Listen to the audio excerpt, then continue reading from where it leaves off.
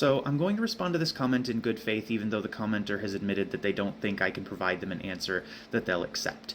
And essentially, what they're asking is, what is practical about karate? The simple answer is the same things that make other martial arts practical. Now, broadly speaking, that would be things like partner drilling, impact training, pressure testing or sparring, and strength and conditioning. The trick is really in how you approach doing those things, and unfortunately in karate, that's going to vary from school to school, organization to organization, style to style. You have to remember that karate is not a homogeneous martial art. It's an umbrella term for hundreds, if not thousands, of different styles, many of which do things completely differently from each other. It's not like judo or jiu-jitsu, where it's basically the same martial art no matter where you go. So I can only really tell you how I do it, and how I do it is very similar to a lot of other people in the practical and neoclassical karate community, but not necessarily identical. So first subject, partner drilling. Now, because I'm primarily focused on the self-defense application of karate, most of my drills are based on what are called habitual acts of violence. Now, these come from crime statistics, and they are essentially the most common types of attacks that people are faced with in real-life self-defense situations. Now, I do have some drills that are focused on developing particular skills, such as positioning and limb control, that aren't necessarily built around these habitual acts of violence, but most of my drills are. And from time to time, we'll also incorporate training that deals with more trained attacks. Now, I use techniques from our kata, our forms, to respond to these realistic attacks in these drills, because that's where I pull my curriculum from. But it has to make sense and it has to work. Naturally, we start off these drills fairly compliant so that the student can learn what they're supposed to do, but then you start adding resistance to it. You start allowing the attacker to respond, to resist, to counter. And you use that sort of progression to build up to sparring, which we'll cover a little bit later.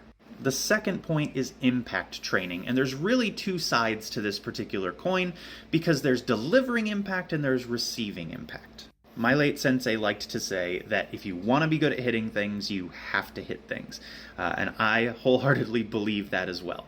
So we incorporate pad work, we incorporate using kicking shields, we use punching bags, we use makiwara, and we do, on the flip side of that, body conditioning. So we punch and kick each other in order to, one, get used to actually hitting another person, and two, get used to being hit. All of that prepares students for point 3, which is pressure testing or sparring.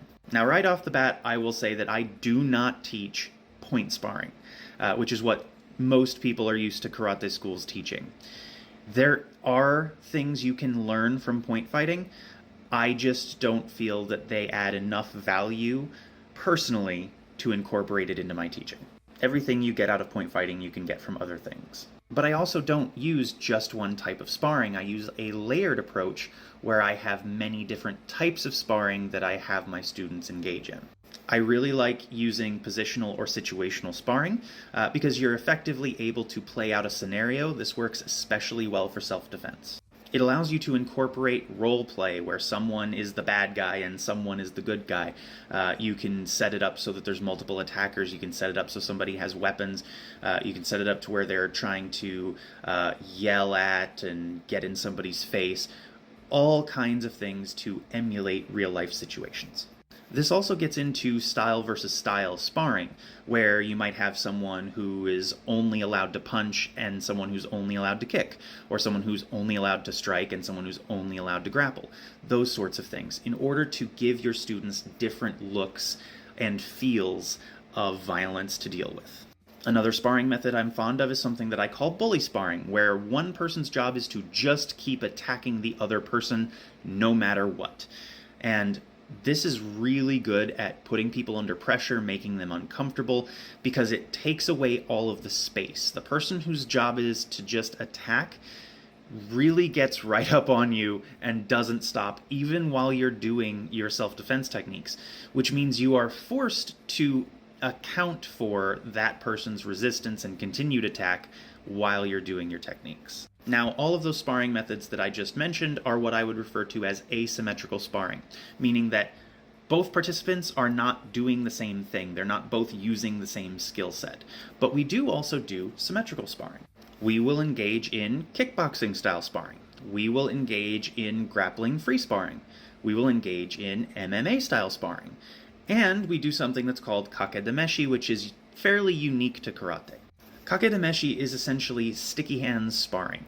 The goal is for you to maintain contact with your partner the entire time while trying to use the techniques from your kata on that person. And of course, they are actively resisting you and trying to do techniques from the kata on you.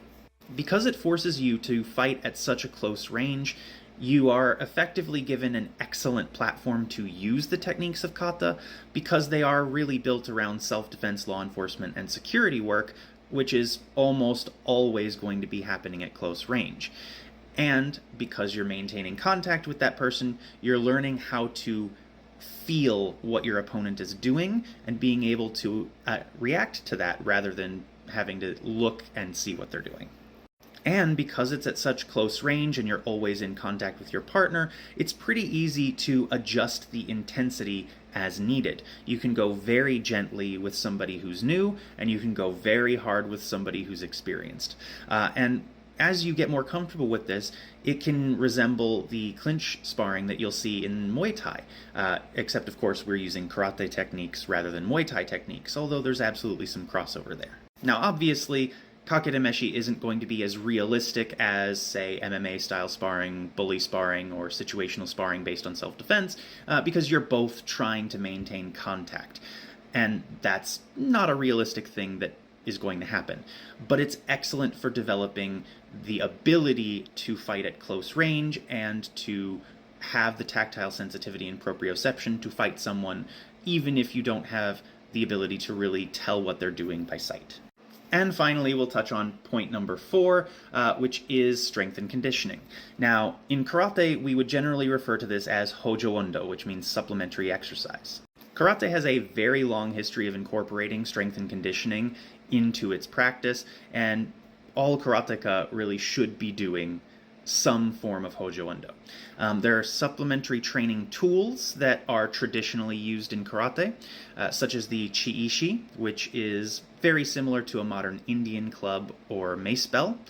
There are ishisashi, which are effectively the ancient version of a kettlebell.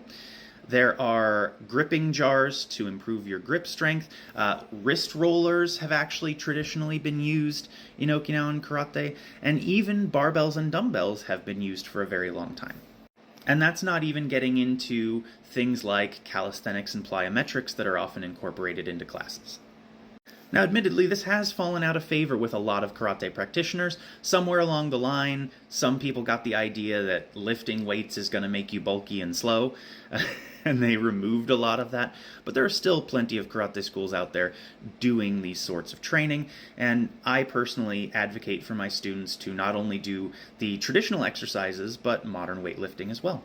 Now, sparring, bag work, and solo kata practice when I don't have a partner are my preferred methods of cardio training, but whatever's going to work for the student is something that I'm going to recommend that they do, whether it's riding a bike, running, or swimming.